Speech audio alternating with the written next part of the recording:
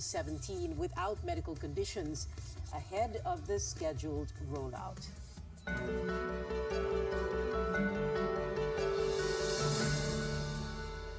With more than 50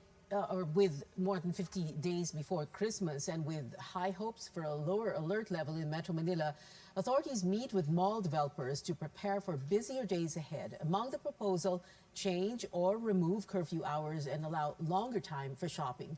Our Kalim Bonkin reports.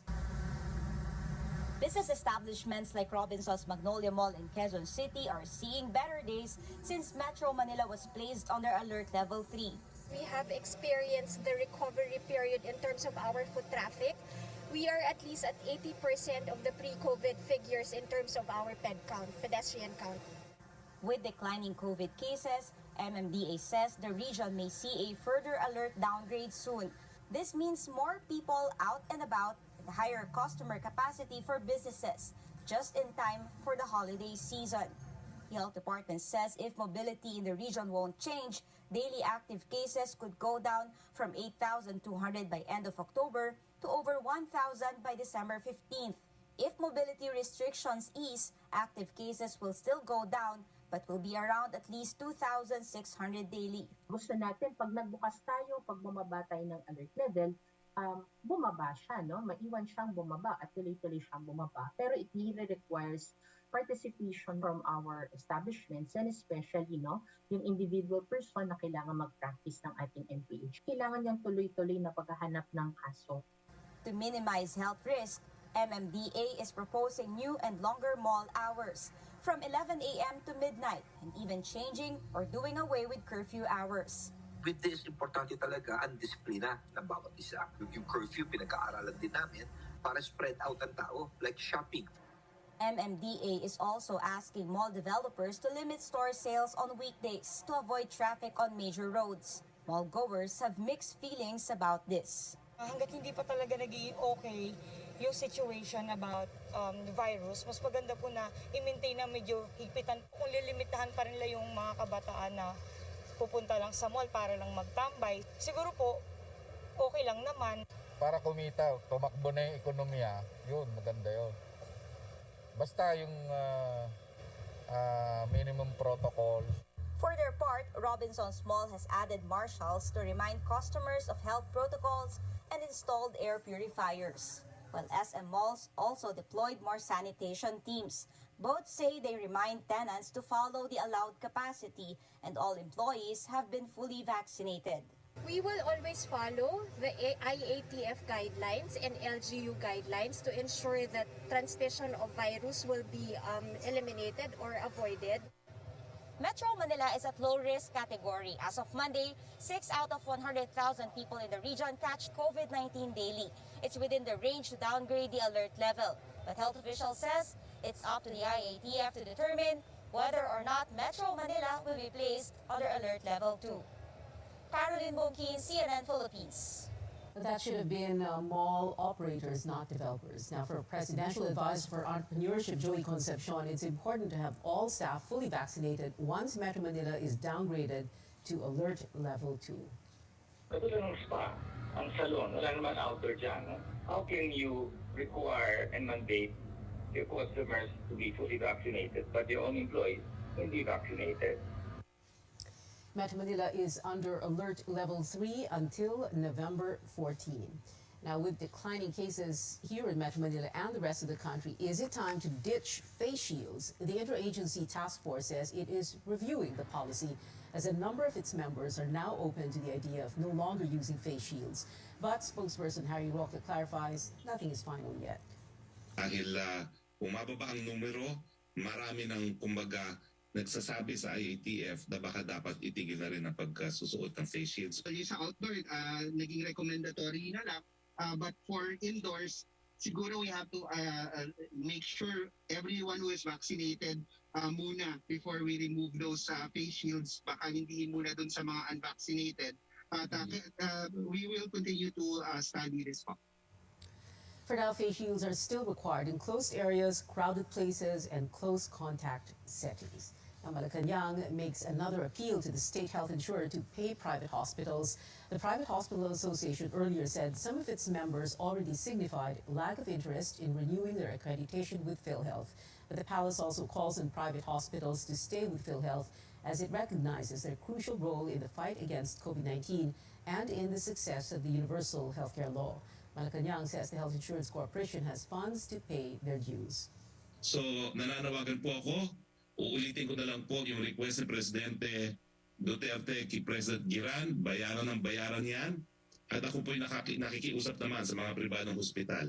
Paulit-ulit naman po na pinapakita ni Presidente ang suporta niya sa mga pribadong hospital dahil kinikilala po natin na mas maraming umaasa ngayon sa mga pribadong hospital kesa doon sa mga numero ng pampublikong hospital. Senators also again calling on PhilHealth to settle its mounting debt with hospitals as soon as possible. Senate Finance Committee Chairman Sani Angara points out PhilHealth collects millions of pesos from Filipinos and even received a 70 billion peso subsidy last year to carry out or to implement the universal healthcare law. Angara now wants the Anti-Red Tape Authority to check what's causing bottleneck in the reimbursement of claims. For Senator Amy Marcos, PhilHealth can pay the hospitals and at the same time file cases against those involved in alleged upcasing. Senator Grace Poe says PhilHealth should come up with an aggressive catch-up plan before the healthcare system suffers financially.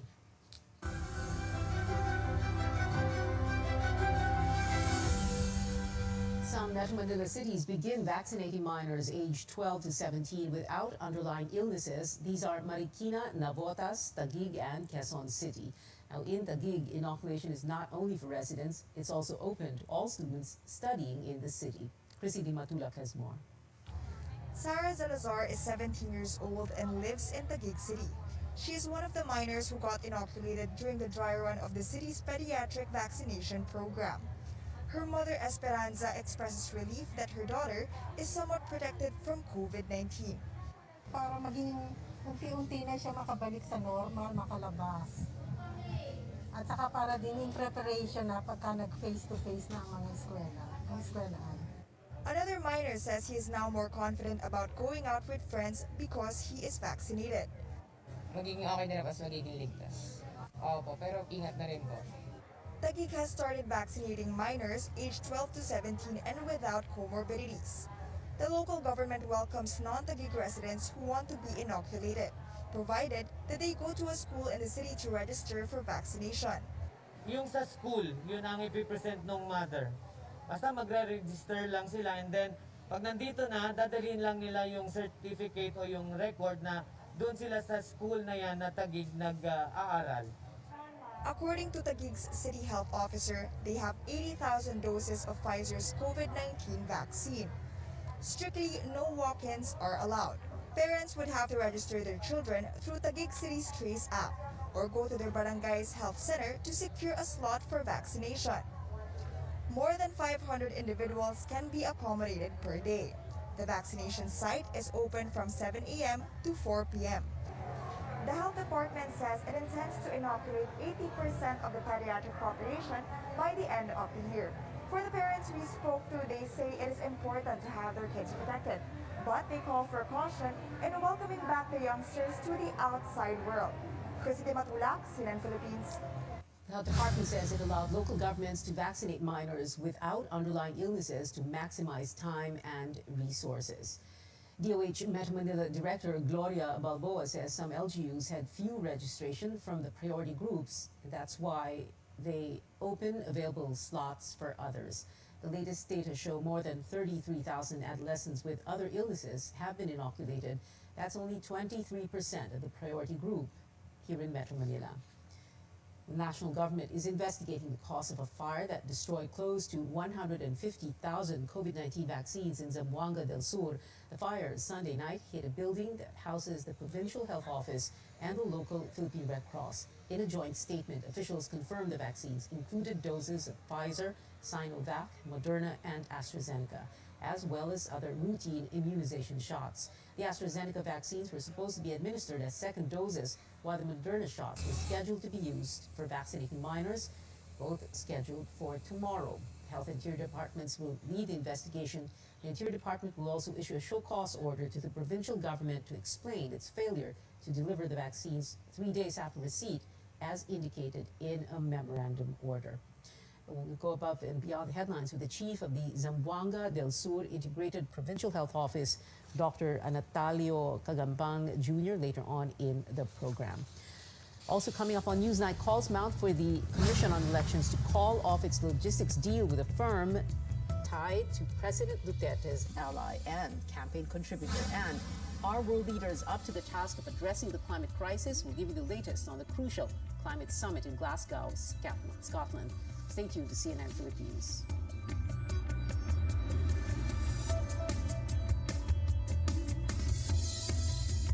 Love is all about time. Di minamadali ang pagpapasarap.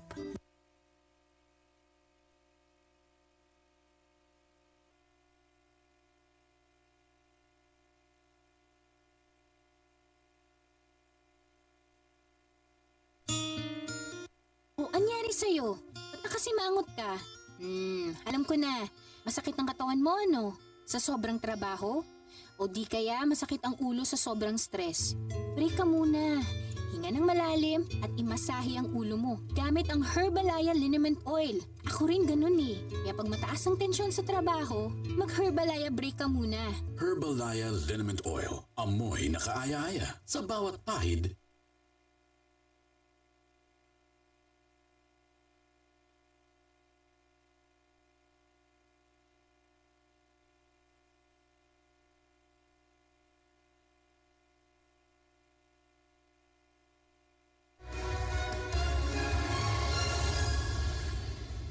Welcome back. Let's go back to one of our top stories. Investigation underway after close to 150,000 COVID-19 vaccines were destroyed in a fire in Pagadian City, Zamboanga del Sur on Sunday. Government officials say they're closely monitoring the probe. We go above and beyond the headlines with the chief of the Zamboanga del Sur Integrated Provincial Health Office, Dr. Natalio Cagambang Jr. Good evening, Dr. Cagambang, and welcome to Newsnight. Well, let's begin with this question. What happens now? Because the AstraZeneca doses were supposed to be administered tomorrow as second doses, and the Moderna shots were meant for minors, and that's scheduled tomorrow. Paano po yun? What's going to happen tomorrow? Yes. Good evening po, Ma'am Pia. Just recently, mga 2 p.m. dumating yun si Regional Director of DOH Region Zamboanga City, si Dr. Joshua Brillantes, and we talk about our schedule for tomorrow for the rollout for the 12 to 17 years old for Pfizer, and also the second doses for Pfizer and also the AstraZeneca. And then recently, the fire really devastated our place in the Integrated Provincial Health Office located in Provincial Government Complex, Barangay Dao, Pagadian City. Ma'am, tapos what we talk about is our plan for next week. If ever, may dumating ngayon na vaccines but only Sinovac and AstraZeneca tonight, 9 p.m. Para yung mga nakaschedule tomorrow for Astra and Sinovac, we can give also the vaccination tomorrow. But for the Pfizer and Moderna, we will wait for the, especially for Pfizer, we will wait for the ultra-low freezer na darating this week para ma-schedule nila magbigay ng another Pfizer vaccines for next week and also for Moderna. Doctor, you're saying that so Sinovac and AstraZeneca na darating ngayong gabi, yun ang gagamitin bukas for rollout, and then yung Pfizer and Moderna sa kana. So yung Sinovac and AstraZeneca para sa second dose? Yes, yung iba So yung sa minors po, yung 12 to 17, hindi po sila mababakunahan bukas dahil wala pa yung Pfizer at Moderna? Yes, ma'am. Yung walang schedule, supposed to be may schedule tomorrow, but we have to postpone it or move the schedule for next week if ever na darating yung ultra-low freezer ng Pfizer.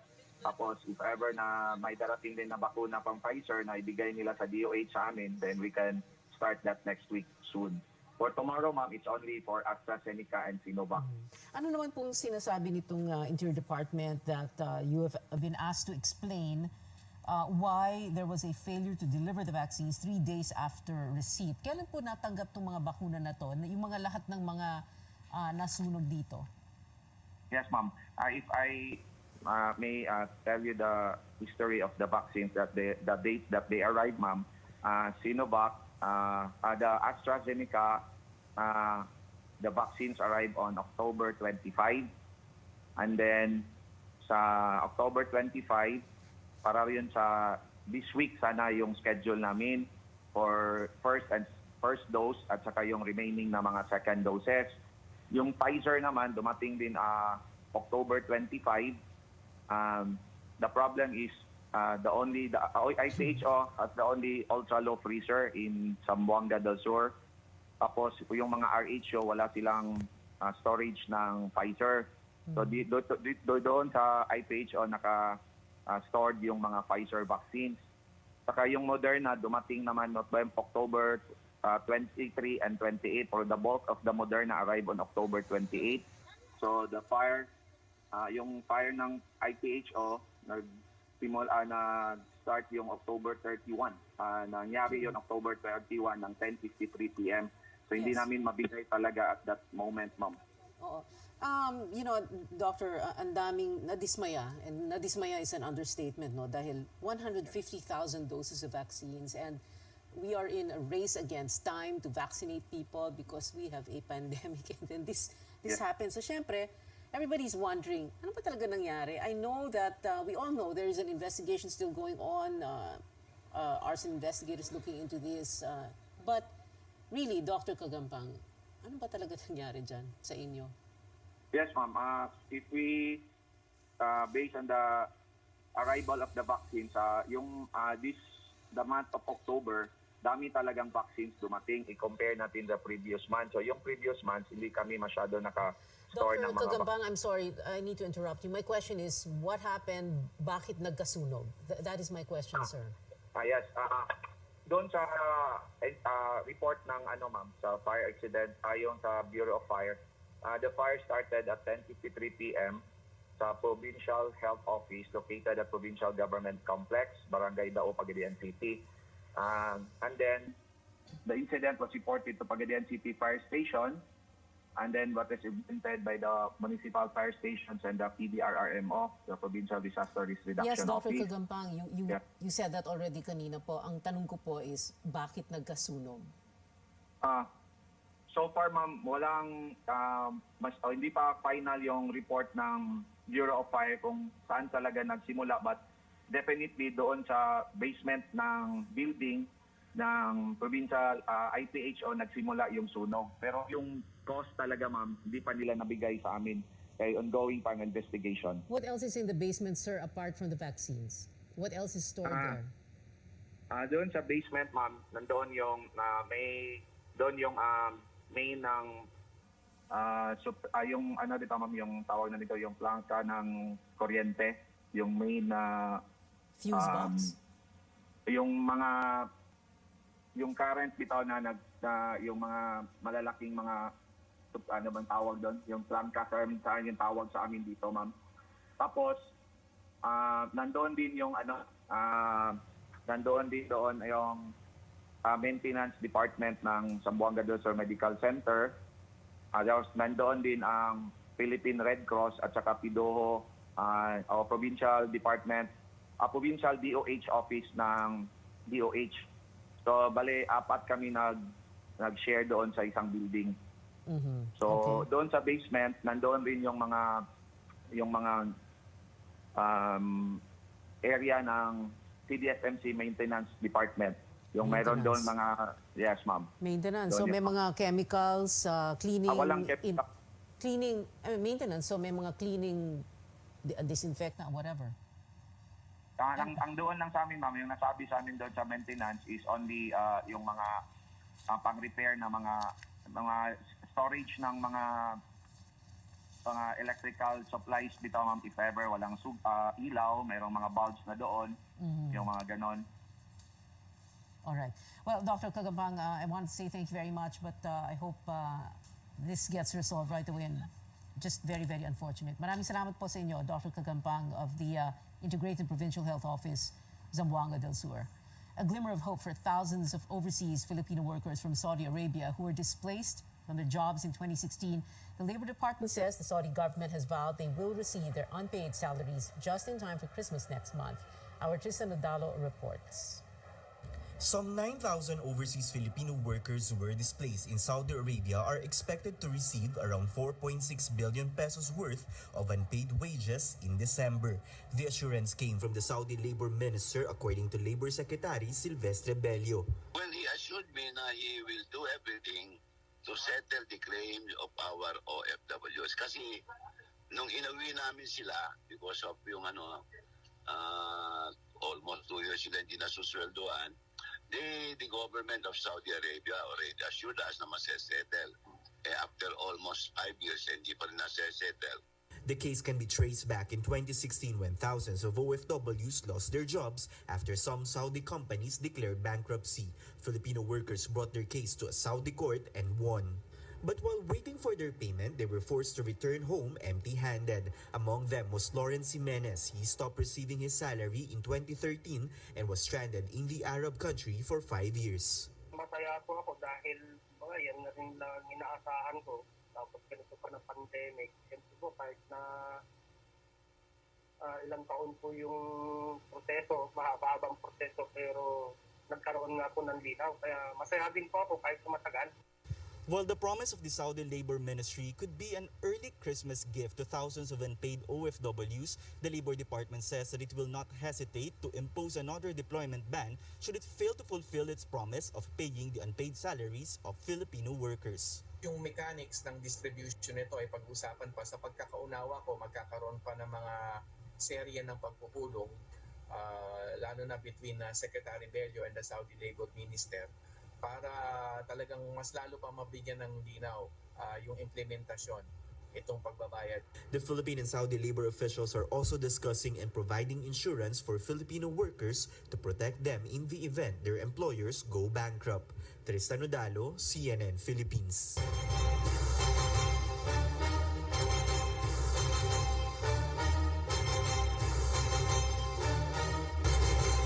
Presidential aspirant wants the Commission on Elections to cancel its $500 million pesos contract with F2 Logistics, which is owned by President Rodrigo Duterte's ally and campaign contributor in 2016, Dennis Uy.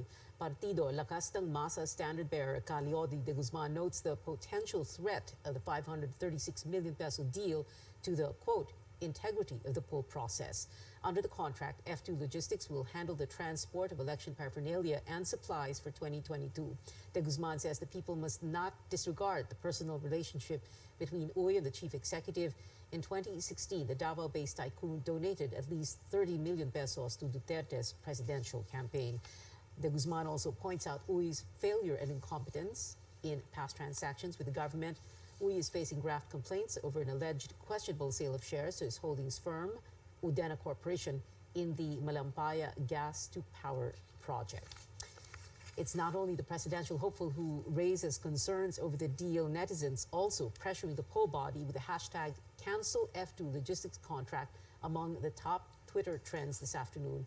Poll watchdogs cite conflict of interest given Uy's close ties with the president. A Twitter user says COMEX's deal with F2 Logistics should be revoked for a, quote, credible elections, while others say the country's future may be at stake. For its part, COMEX says safeguards are in place to prevent tampering with the outcome of the 2022 polls. The spokesman for the commission, James Jimenez, explains in a series of tweets strict monitoring protocols will be imposed. CNN Philippines has reached out to F2 Logistics for comment, but it has yet to respond. Uy's firm served as COMEX courier for the 2018 barangay polls and the 2019 midterm polls. The 2022 elections will be like no other, with former professional basketball players throwing their hats into the ring. Join me in politics as usual as we speak to former Ginebra Cager and Pasig City Congressman Vice Mayoral aspirant Dodo Jaworski and multi-titled collegiate head coach and Quezon City 3rd District Councilor congressional aspirant Franz Pumarin. That's tonight at 8:30, only here on CNN Philippines, news you can trust. News overseas now, a landmark deal amid a crucial climate summit taking place in Glasgow in Scotland. Over 100 world leaders agreed to end deforestation by 2030 during the United Nations Climate Change Conference, or COP26. The countries taking part include Canada, Russia, Brazil, Colombia, and Indonesia. All have significant tracts of forest that hold the most important carbon absorbers or reservoirs. Leaders are expected to officially make the announcement today and commit about $12 billion American dollars of public funds to protecting and restoring forests. More key developments from the summit. India announcing a target date for net zero emissions, pledging to become carbon neutral by 2070. But that is decades later than other countries who vowed to do the same by 2050. The leader of the world's biggest carbon emitter, meanwhile, was absent from the summit. Chinese President Xi Jinping only sent a statement saying his country would, quote, rein in the irrational development of energy-intensive and high-emission projects. Still ahead on Newsnight, a Marvel star is breathing life into comic strip cat Garfield in a new animated film. Details after the break.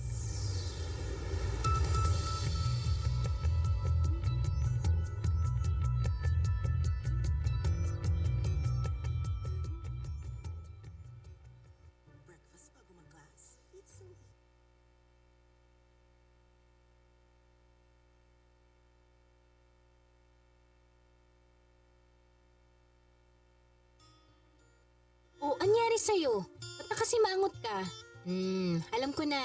Masakit ang katawan mo, ano? Sa sobrang trabaho? O di kaya masakit ang ulo sa sobrang stress? Break ka muna. Hinga ng malalim at imasahe ang ulo mo gamit ang Herbalaya Liniment Oil. Ako rin ganun eh. Kaya pag mataas ang tensyon sa trabaho, mag-Herbalaya break ka muna. Herbalaya Liniment Oil. Amoy na kaaya-aya sa bawat pahid.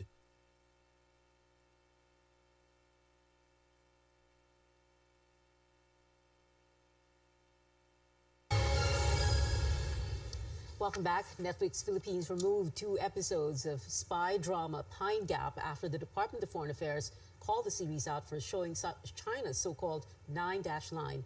Some scenes displayed a map with a U-shaped feature that symbolizes China's claim over most of the South China Sea. The MTRCB ordered the streaming platform to pull out the episodes with a map that was, quote, consciously designed to show that the 9-line exists. The Permanent Court of Arbitration invalidated China's 9-line claim back in a 2016 ruling. Foreign Affairs Secretary Teodoro Locsin Jr. also tweeted about the removal, saying Netflix should be reported to the appropriate U.S. agency. Another series from Netflix is gaining attention. The digital currency Squid, inspired by the hit show Squid Game, now trades at $0 after creators cashed out an estimated $2.1 million from investors. The cryptocurrency was marketed as a token for an online game. Squid surged at almost $3,000 per share, but founders did what crypto investors call a rug pull. They abandoned the project and traded virtual coins for real money. A website for tracking crypto assets warned that this was probably a scam because investors are unable to resell Squid. Chris Pratt is set to voice another childhood favorite. Audiences will soon get to hear the Marvel star as the beloved comic strip cat Garfield in a new animated movie. Chris will follow Bill Murray, who voiced the feline cartoon in previous films. Pratt posted about the role, making a playful reference to Garfield's hatred over Mondays. The actor is also taking on another iconic animated character. He's voicing Mario in Nintendo's December 2022 film about the popular video game figure. It is 53 days before Christmas, and that is it for tonight. Join me again on News.ph at 7 p.m. I'm Pia Ontiveros for Newsnight, where we go above and beyond the headlines.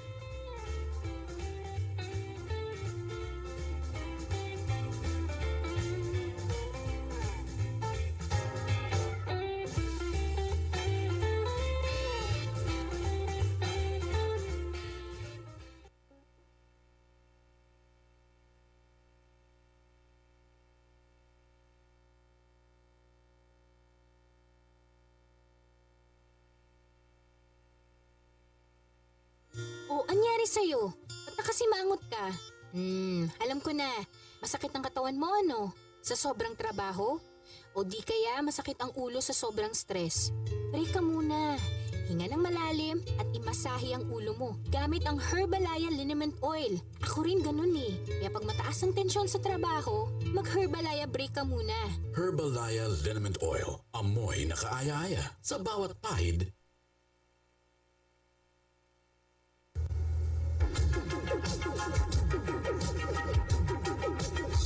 RPN, Radio Philippines Network Incorporated, DXKO. Presence sa Sinday Utso sa bayan sa inyong radyo. RPN DXKO, ang Radyo Ronda, dili sa Nagbayan sa Cagayan de Oro. Sibiyahan na may galaon sa katawhan, andam na serbisyo sa tanan. Ang RPN DXKO Radyo Ronda, sakop sa KBP, kapisanan ng mga broadcaster ng Pilipinas.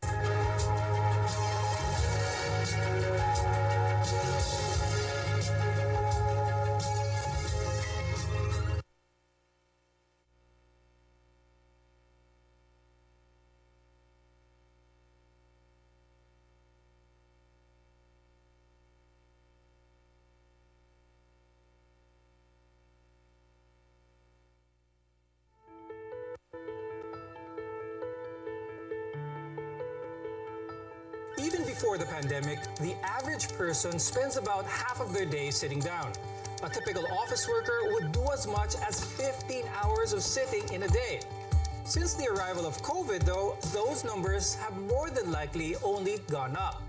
Medical experts, however, warn that a sedentary lifestyle can result in a number of major health problems. But what exactly is so bad about sitting down? What sort of health problems can they contribute to? And how do we get more movement in our lives when restrictions due to COVID limit where and what we can do? Today on the show, we'll talk about why some experts are calling sitting as the new smoking. I'm Dr. Freddy Gomez, and welcome to MedTalk Health Talk, where your care comes first. You're watching CNN Philippines.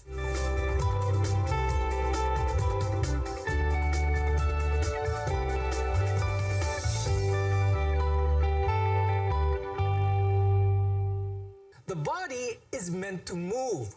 When you sit down, you use less energy. That also means you can increase your risk of physical and mental health issues. Let's welcome our guests for today. With us is Dr. Richard Henry Chonco II.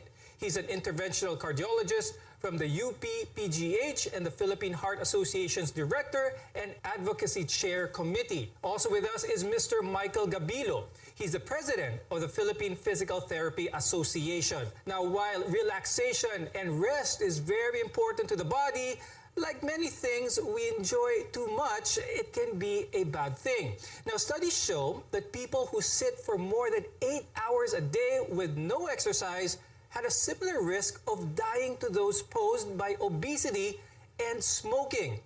Now, Dr. Ricky, what exactly happens to our body? Bakit ganun kasama pag nakaupo ang tao for that long a time? We have to understand we're not really designed by nature to be sedentary. We're supposed to be pretty active. That's why we have legs. That's why we have our extremities, and that's why our muscles are actually built for walking. And actually, if we don't walk, our cardiovascular system does not take up. When we walk, we actually train our heart. When we break a sweat, we make our heart healthy. And at the same time, circulation gets improved when we use our legs and move around.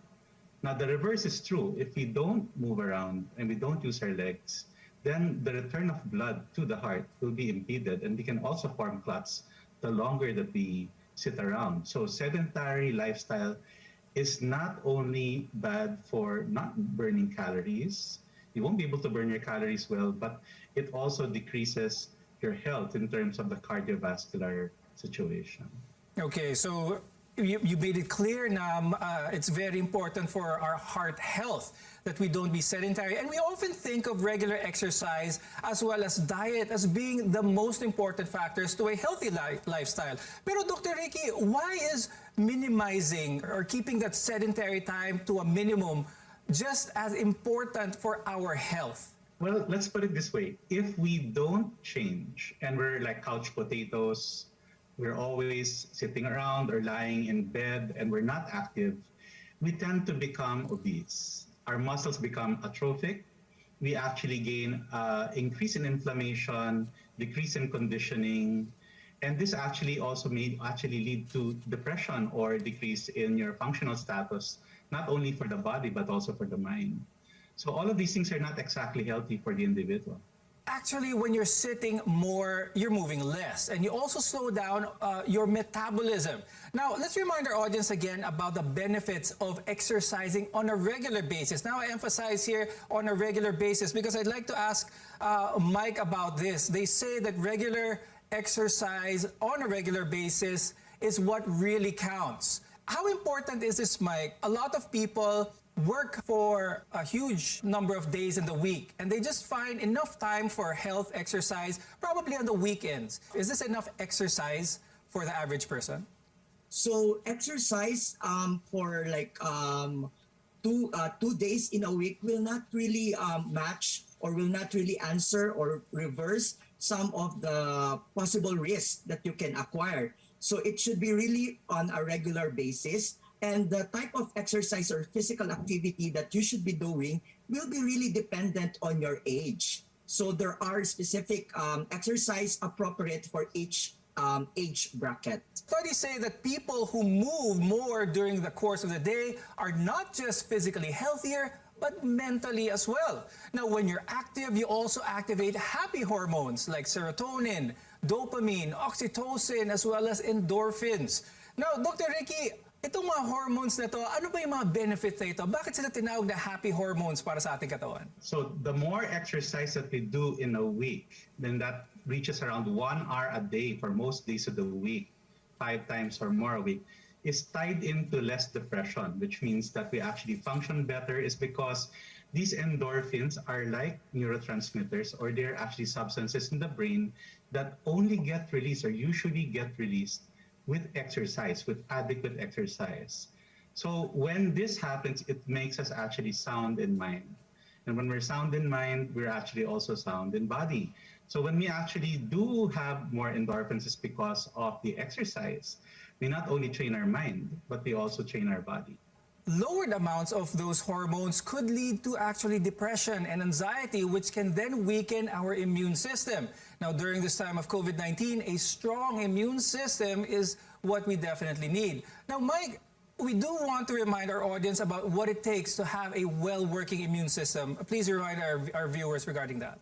When we talk about of the immune system, these are actually group of organs of the body, including the cells who are working together to ensure that agents or causative agents for diseases are properly detected. So if we have an immune system that is working properly, our immune system can easily monitor these agents that can possibly cause diseases. And one of the best way to really boost our immune system is through exercises and physical activities. Now, as you can see, it's all pretty much related. So boosting our immune system requires eating well, of course, getting adequate sleep, as well as being active. And it means moving somewhat and not sitting too much. Now, coming up next, a closer look at the high-risk problems your body may be facing due to prolonged sitting. We'll explain after a short break.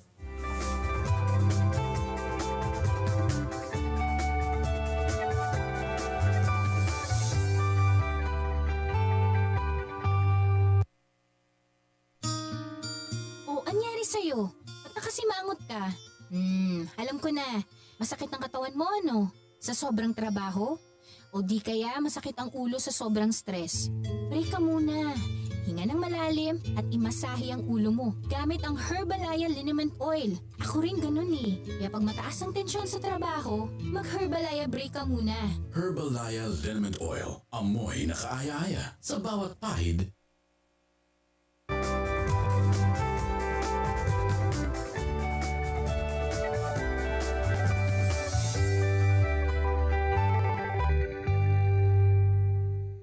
You're watching MedTalk Health Talk on CNN Philippines, where caring is our calling. I'm Dr. Freddy Gomez.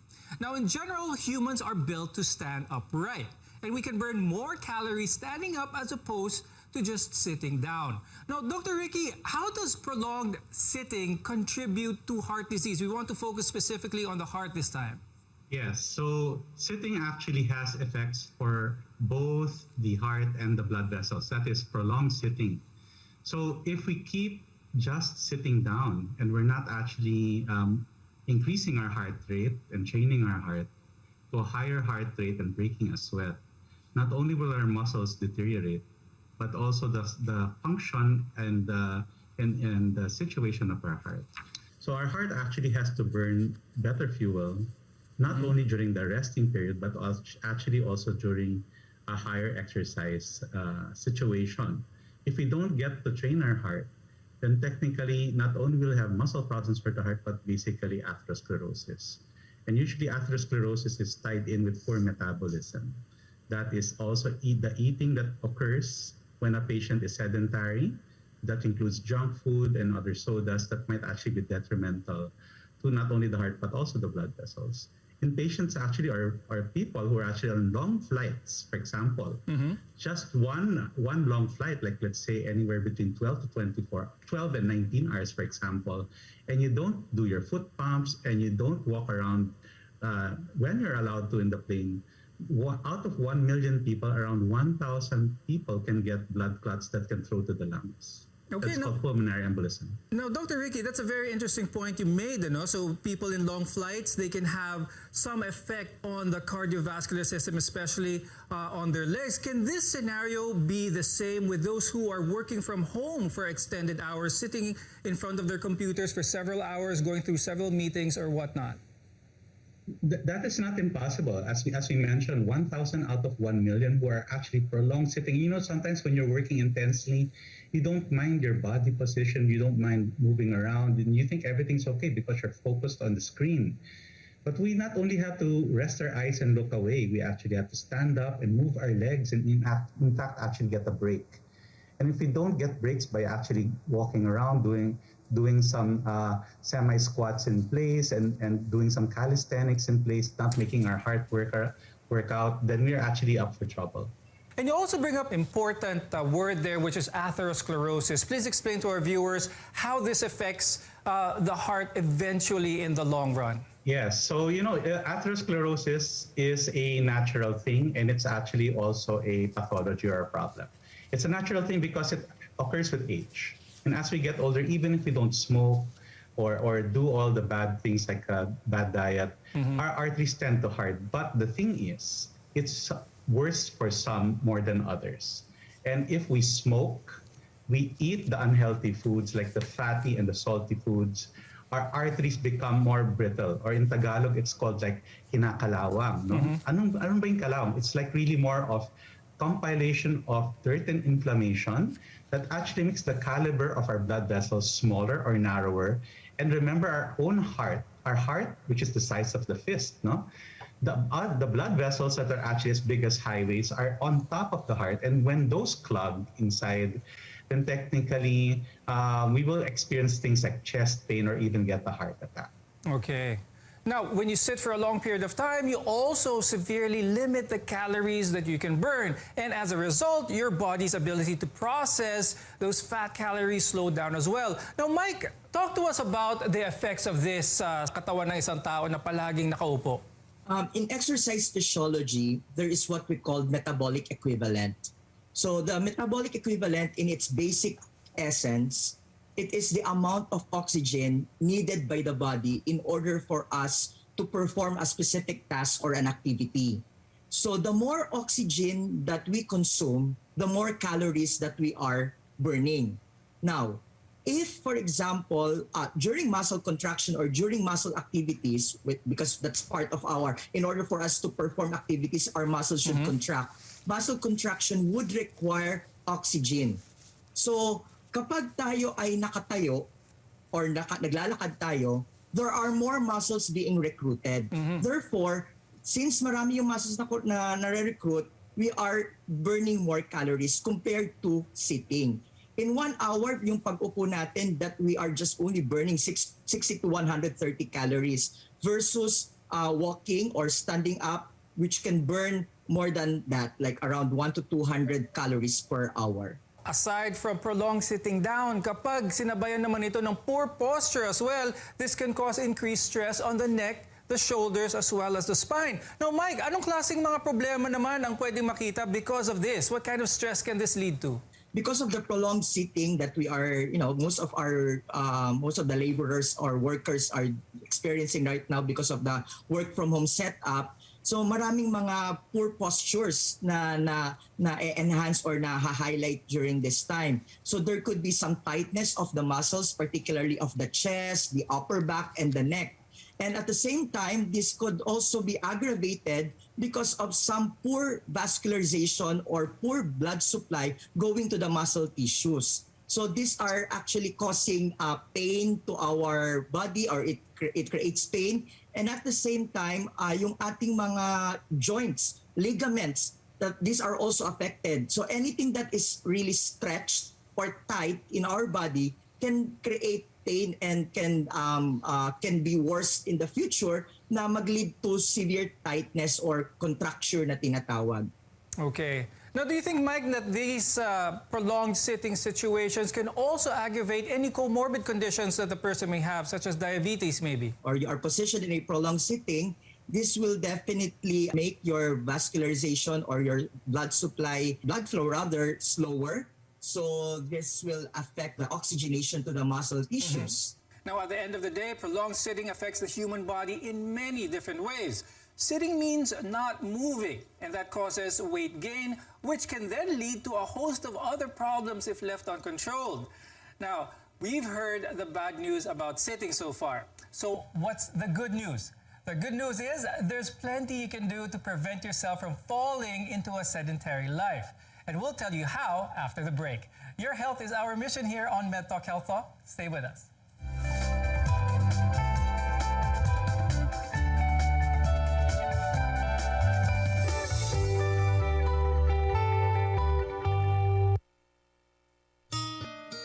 O, anyari sa'yo?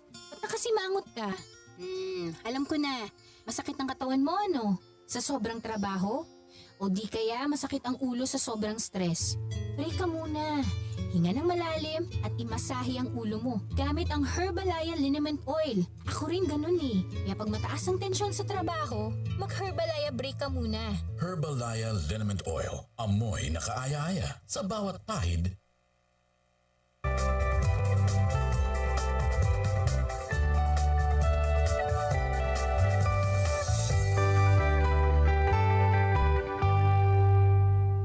We put your health first here on the program. You're watching MedTalk Health Talk on CNN Philippines. And I'm Dr. Freddy Gomez. So far, we've been discussing how sitting too long can lead to multiple health issues. Now it's time to find out what we can do about it. While we all understand that the current pandemic makes it more difficult to get out and about, there are still plenty of things that we can do to offset the effects of a sedentary lifestyle. Now, these days, people may be moving as little as 60 minutes a day, which much of that is due to people using electronic devices for work as well as school. Now, Mike, what are some things that our viewers can do to add some movement while they are stuck at their desk, whether for work or for school? So if, for example, you observe that you've been sitting for like more than 45 minutes already, so it's time for you to actually stand up, do some squats. You can walk around the area. While you are walking, you can perform simple stretches of your shoulder, of your wrist muscles. You can do neck movements from side to side, front and back. And then you can also perform lunges, okay? That will somehow stretch your muscles of your lower limbs. And also, we have to incorporate proper breathing exercises because this will somehow, again, improve the oxygenation of our blood. That's right. And what we're trying to say here is to break up that cycle. So in between meetings and answering phone calls and emails, stand up, maybe move around a bit, stretch now and again. Now, just get up from that chair and move more than usual. But of course, leading an active life is the best way to combat the effects of a sedentary life, and it's never too late to start. Walking and biking are great ways to get exercise outside, but what if we're stuck inside? Dr. Ricky, what are some things that people can do kaya inside their homes to help keep them from becoming sedentary but still achieve that amount of work that the heart really needs? You know, actually, we get this notion that to exercise you have to spend a lot, or actually run a lot around the neighborhood. That may be partly true, but not exclusive.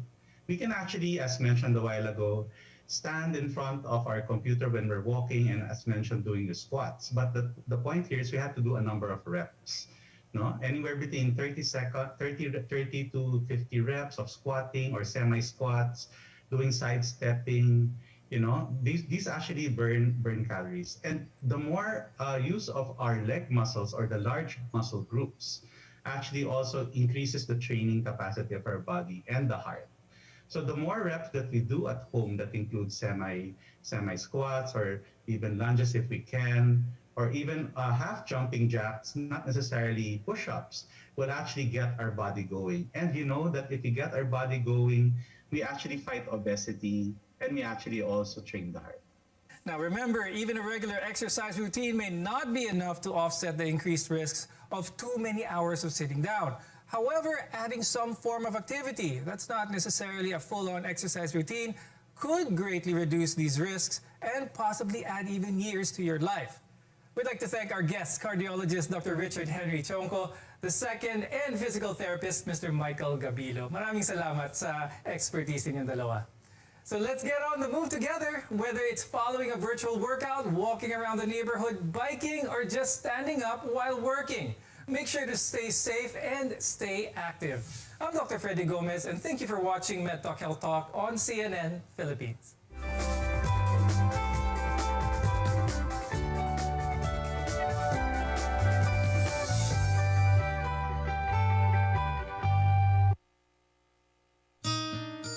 O, anyari sa'yo? Ba't nakasimangot ka? Alam ko na. Masakit ang katawan mo, ano? Sa sobrang trabaho?